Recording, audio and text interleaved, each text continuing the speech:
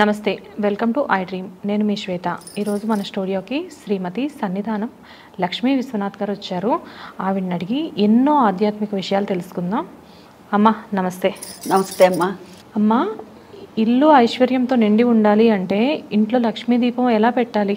శ్రీ మహాగణాధిపతే నమః. శ్రీ గురుభ్యో నమః. ఐ డ్రీమ్ వీక్షకులందరికీ కూడాను అనేక నమస్సులు. ఇల్లు అంటేనే ఇల్లుని చూడు ఇల్లాలని చూడు అంటారు. ముందు ఆ ఇంటి ఇల్లాలే లక్ష్మీప్రదమైనటువంటిది. ఏ ఇంటికైనా సరే ఆ ఇంటి ఇల్లాలు లక్ష్మి. మొట్టమొదట దాన్ని మనం దృష్టిలో పెట్టుకోవాలి. ఆ తర్వాత మీరు చెప్పినట్టుగా దీపంలోనే ఉంటుంది మన లక్ష్మి. మనం ఏమనుకుంటాము, యాదేవి సర్వభూతేషు నమస్తస్సై జ్యోతిరూపేణ సంస్థితః అంటాము. అంటే ఎందుకు, భగవంతుడికి మనము చెప్పుకునేటటువంటి ఉపచారాలు మనకి 64 ఉన్నాయి, 32 ఉన్నాయి, 16 ఉపచారాలు ఉన్నాయి. సరే, మనకి కనీసం పంచోపచారాలైనా చేయండర్రా అని చెప్తూ ఉంటారు పెద్దలు కదా. షోడశోపచార పూజ చేస్తే మంచిదే, కానీ లేని పక్షంలో పంచోపచార పూజ అయినా చేయండర్రా అంటారు. అందులో కూడా మనకి దీపం చెప్పబడింది కదా. ఎందుకు చెప్తున్నాం, భగవంతుడికి మనం కృతజ్ఞతని ఆవిష్కరిస్తున్నాం. నాకు ఇక్కడ జ్యోతిని పెట్టావు, అందుకని నీకు కృతజ్ఞతగా ఈ చిన్న జ్యోతిని వెలిగిస్తున్నాను అని చెప్పి 3 ఒత్తులతో కూడుకున్నటువంటిది జ్యోతిని వెలిగిస్తారు. త్రివర్తి సంయుక్తం అంటారు. ఇలా పింగళ సుషుమ్న నాడులకు సంబంధించినవి 3, అందుకని చెప్పి 3 ఒత్తులు అని చెప్తారు. 3 లోకాలకు సంబంధించిందని చెప్తారు. ఎంతో అర్థం ఉంటుంది ఈ దీపంలో. దీపము అంటే లక్ష్మీప్రదం అనుకున్నాం. ఏ ఇంట అయితే నిత్య దీపారాధన ఉంటుందో ఆ ఇంట లక్ష్మి కొలువై ఉంటుంది. ఏ ఇంట భార్యాభర్తలు కొట్లాడుకోకుండా ఉంటారో ఆ ఇంట లక్ష్మి కొలువై ఉంటుంది. ఏ ఇంట పరిశుభ్రతను పాటిస్తారో ఆ ఇంట లక్ష్మి కొలువై ఉంటుంది. ఏ ఇంట అంటే పక్కింటి వారు ఎదురింటి వాళ్ళ గురించి ఎక్కువ కొంతమందికి చూపు అలా మన ఇంట్లో దీపం ఉదాహరణ చెప్తానమ్మా. కరెంటు పోయిందనుకో వెళ్ళిపోతాం, కళ్ళు అలా వెళ్ళిపోతాయి. అవును, ఎదురు వాళ్ళకి కూడా కరెంటు పోయిందా, పక్క వాళ్ళకి కూడా పోయిందా అనేటటువంటి, అంటే వారి మీద దృష్టి కంటే మన ఇంటి మీద మన మీద ధ్యాస పెట్టుకునేటటువంటి వారింట లక్ష్మి ఉంటుంది. ఏ కుటుంబ సభ్యుల పట్ల ఐక్యత ఉంటుందో ఆ ఇంట లక్ష్మి ఉంటుంది. అన్ని రకాలైనటువంటి లక్ష్మి అంటే కేవలం ధనం అనే కాదమ్మా. మనకి శ్రీ సూక్తం చెప్పింది ఏం చెప్పింది, ధనమగ్నిం ధనం వాయువు అని చెప్పింది. ప్రతిదీ కూడా మనం పీల్చుతున్నాం గాలి, అది కూడా లక్ష్మి. కాసేపు బంధించారనుకోండి, కరెంటు పోతుంది, అప్పుడు మనం ఏం చేస్తాము, బయటికి వెళ్ళిపోతాం. ఊపిరి ఆడట్లేదు, ఫ్యాన్ లేదు, ఏసీ లేదు, భరించలేము, మనం ఎక్కువసేపు ఉండలేము. అంటే ఇది కూడా మరి లక్ష్మీనే కదా. ప్రతిదీ కూడా లక్ష్మీప్రదమైనటువంటి. ఇక దీపం దగ్గరికి వచ్చేసరికి మనకి తొలి సంధ్యలో మలి సంధ్యలో కూడాను నిత్య దీపారాధన అనేటటువంటిది ప్రతి వారు చేయవలసినదే. ఈ దీపారాధన గురించి కూడా ఇవాళ చాలామందికి అనేక సందేహాలు కలుగుతున్నాయి. ఏమండి, మా ఇంట్లో ఎవరో గతించారు, 6 నెలలైందండి, దీపం పెట్టుకోవద్దు కదండి అని ఈ మధ్య నన్ను ఒక ఆవిడ అడిగింది. 6 నెలలు అయితే దీపం పెట్టకూడదని ఎక్కడ చెప్పారు, ఎవరు శాస్త్రంలో ఏం చెప్పారమ్మా? అసలు ఎప్పుడైతే వారు పోతారో, పోయినప్పుడు కూడా చూడండి తల దగ్గర దీపం పెడతారు కదా, దక్షిణ దిక్కుగా పెడతారు. ఆ దిక్కు వేరు ఉంటుంది, అంతేగాని అప్పుడు దీపం పెడతారు. ఆ తర్వాత ఏదైతే మనకి ఆ శౌచం ఉందో, ఆ మైల ఉందో, ఆ మైల అయిపోయిన తర్వాత శుద్ధి చేసుకుంటాం కదా. శుద్ధి చేసుకున్న తర్వాత చక్కగా దాన్ని దీపారాధన అనేటటువంటి నిత్యం చేయవలసినటువంటిది. మనం ఏమంటున్నాం, ఉట్టిగా దీపారాధన అంటల్లా నిత్య దీపారాధన అంటున్నాం. మనకి పూజలు 3 రకాలుగా చెప్పబడ్డాయి. నిత్యము, నైమిత్తికము, కామ్యము అని 3 రకాలు. ఇది నిత్యం కింద వస్తుంది కదా.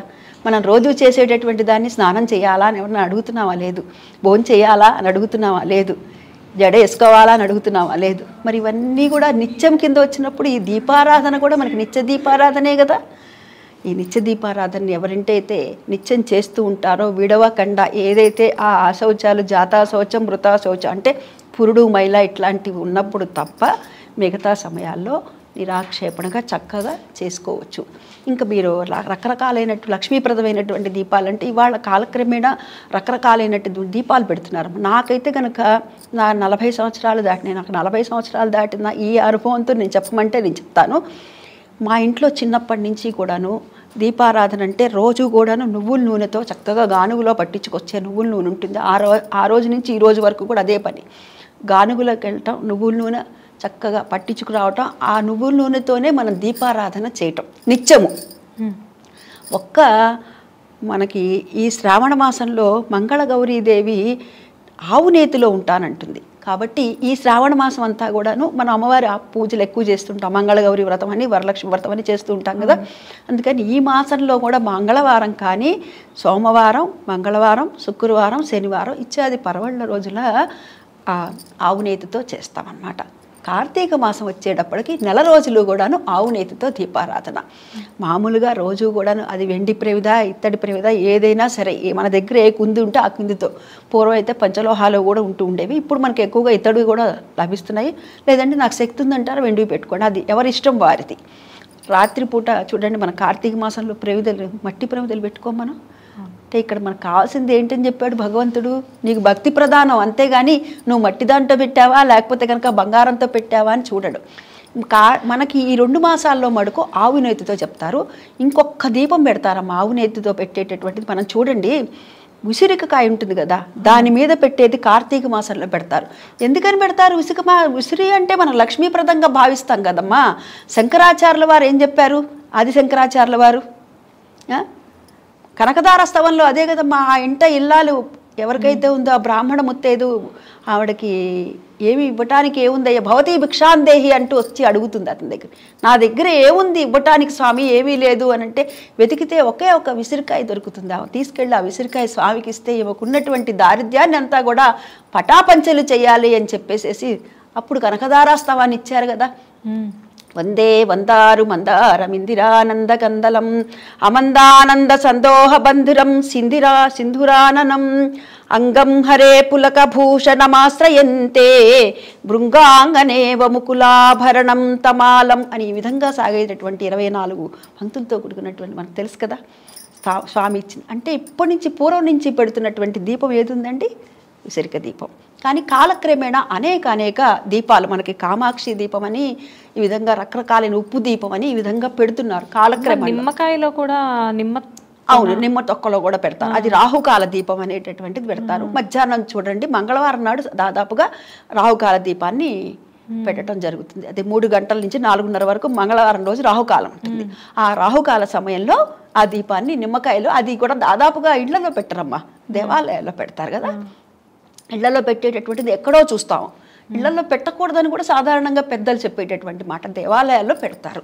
అంటే మనకు ఉన్నటువంటి ఏదైనా బాధలు ఉంటే ఆ బాధలన్నిటి కూడా, అంటే కొంతమందికి మానసికమైనటువంటి ఇబ్బందులు ఉండొచ్చు, బయటకు చెప్పుకోలేకపోవచ్చు, లేకపోతే పిల్లల ఎదుగుదలలో కావచ్చు, ఇంకో విషయం కావచ్చు. కొన్ని పరిస్థితులు ఎలా ఉంటాయంటే చూడటానికి ఇలా మనకి బయటకి తేలిగ్గా అనిపిస్తాయి, అంతరంగా వాళ్ళ లోపల ఎంతో బాధను అనుభవిస్తుంటారు. అటువంటప్పుడు ఆ దీపాన్ని పెట్టమని చెప్పి పెద్దలు సూచిస్తూ ఉంటారు. అలాంటివి పెడతారు. నమస్తే అమ్మ.